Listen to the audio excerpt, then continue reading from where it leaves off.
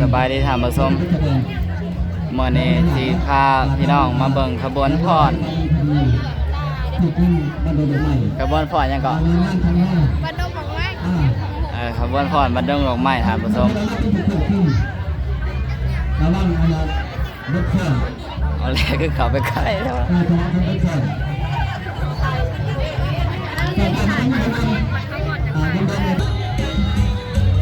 ขบวนพรวรรณคดีท่านผู้ชมวันดงดอกไม้ตอนนี้ก็พรอยู่วัดบ้านดงบักมี่เนาะเมืองเชียงบัวทองแห่งสวรรณเขตเท่านี้แหละขบวนพรบ้านดงดอกไม้เนาะ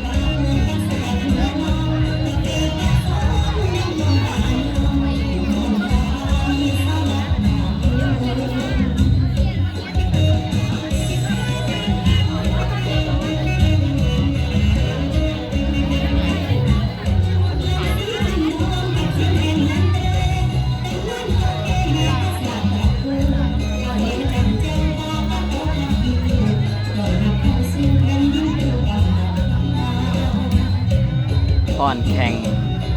ข่งขันเอารางวัลได้ทำผสมเลยล้านหนึ่งบ่ได้ที่หนึ่งได้รางวัลล้านหนึ่งก็4,000 บาทเนาะเงินเป็นเงินไทยก็4,000 บาทเป็นเงินลาวก็ล้านหนึ่งจักผู้ได้ที่ใดที่หนึ่งทำผสมกันจักขบวนพรบ้านได้ที่ใดที่หนึ่งกันถ่าเบิ่งถ่าส้มไปพ่อกันเนาะถ่ารุ่นพี่น้องว่าขบวนพรบันได้ที่ใดที่หนึ่งยิ้มในเรื่องแข่งเสียกันได้คะแนนไหม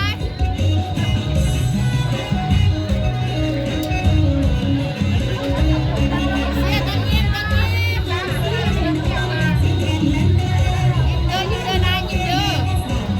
ส่งออกคอนเลยเนี่ย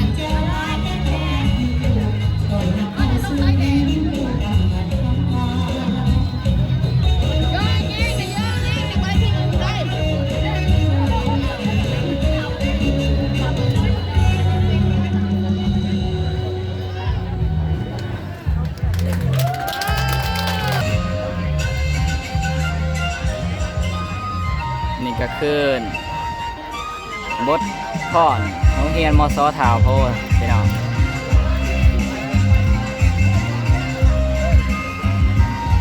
ไปเบิ่งน้ำกันพี่น้องว่าสีม่วนสีงามสันใดเนาะ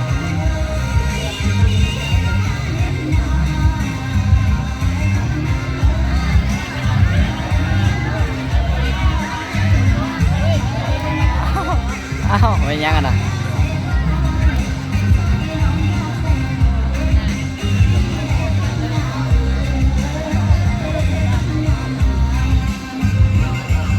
มส.ถาวโพธิ์ทานผสมเลยมาเพิ่นสิพ่อนงามพ่อนหน้าฮักสำได้เนาะไปเบิ่งนำกันพี่น้องเลย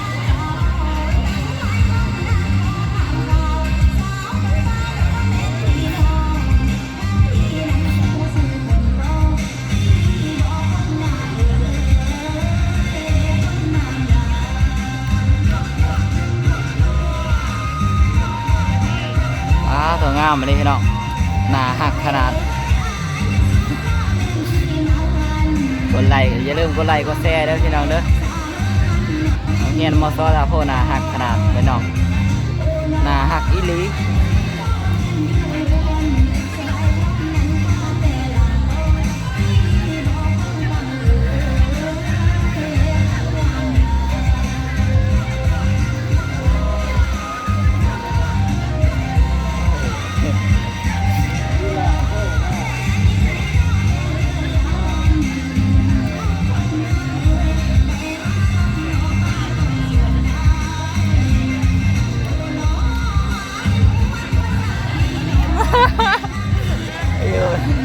บ่ถึกหมองท่านผู้ชม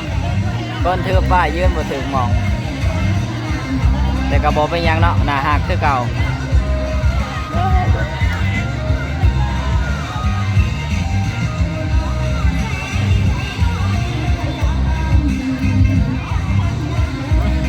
โฮมโตกันแล้วบัดนี้รวมตัวกันแล้ว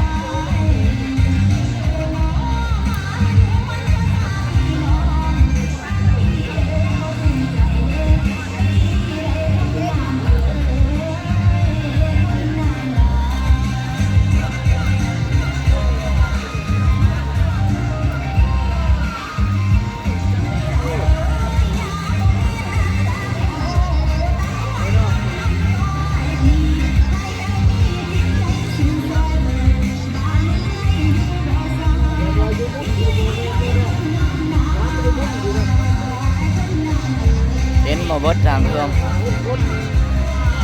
อยู่ป้อนไก่กันโหดแล้วเห็นบ่เบิด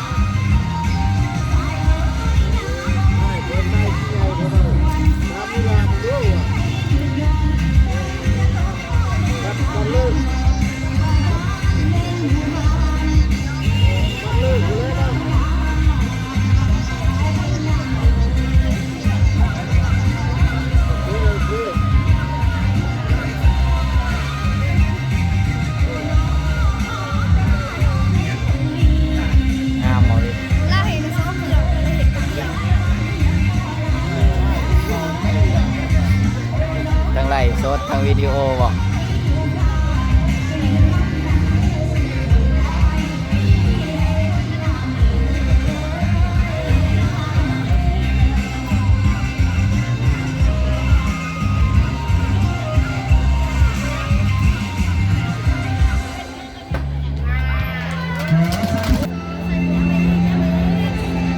มอซอไทยผู้ทองพี่น้องใส่ผู้ทองเว้าบ่อยากทอง ขอโทษขออภัยนะเวลาพี่น้อง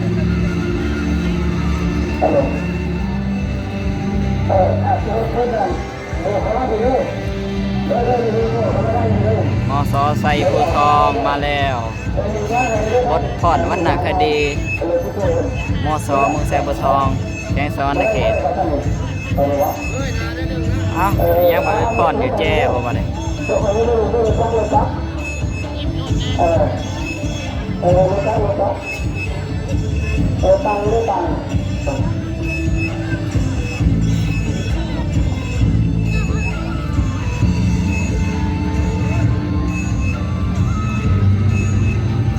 ยังจับมืออ้าย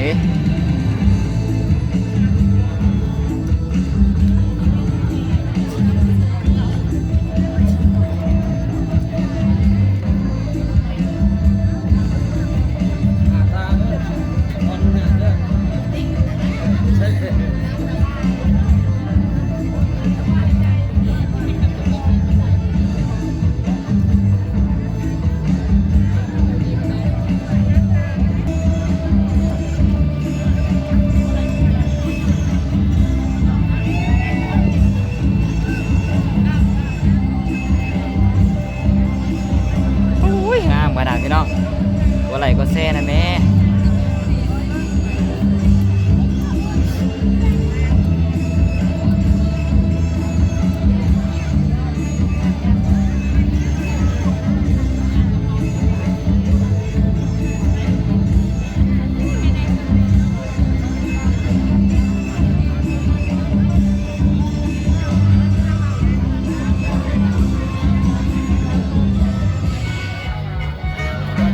เอาเลยแลนไปแซ่น่ะ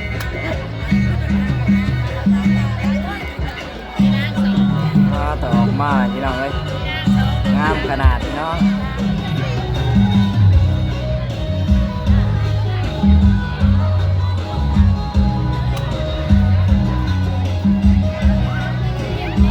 โอ้หน้าหักขนาดพี่น้องเอ้ย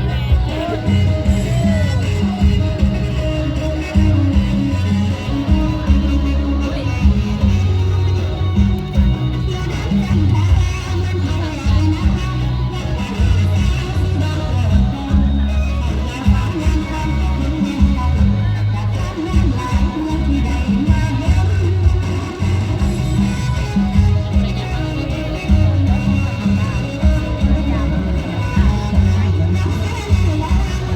2 คนน่ะคืองามใช่ปะ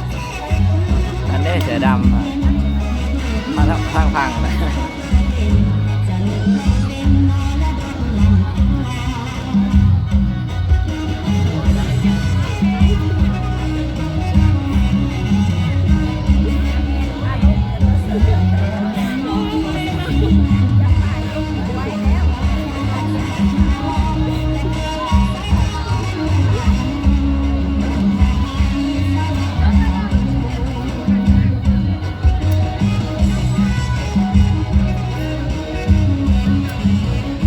ถ่ายตามแถวเพื่อนอีก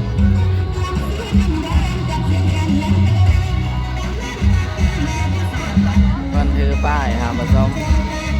งามแท้ เบียร์ผมไปได้คุณได้เบียร์ผมไปได้ยิ้มก็ละทักยังบ่ยิ้มโอ้ยแต่เล็กจะต้องดาวได้ ๆ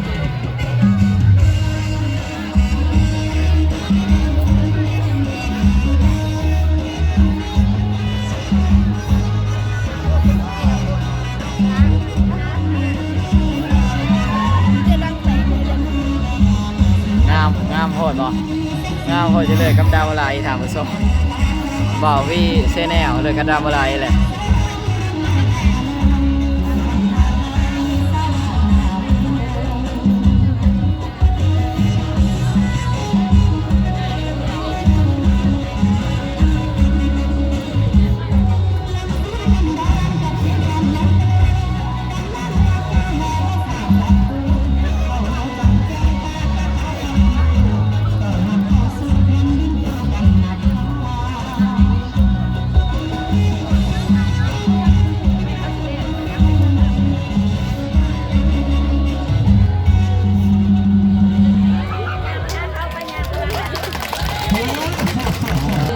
ไปเบิ่งต่อคลิปหนาเลยท่านผู้ชมเพราะว่าถ้าสิตัดไปเบิ่งต่อคลิปหนาเลย อาจารย์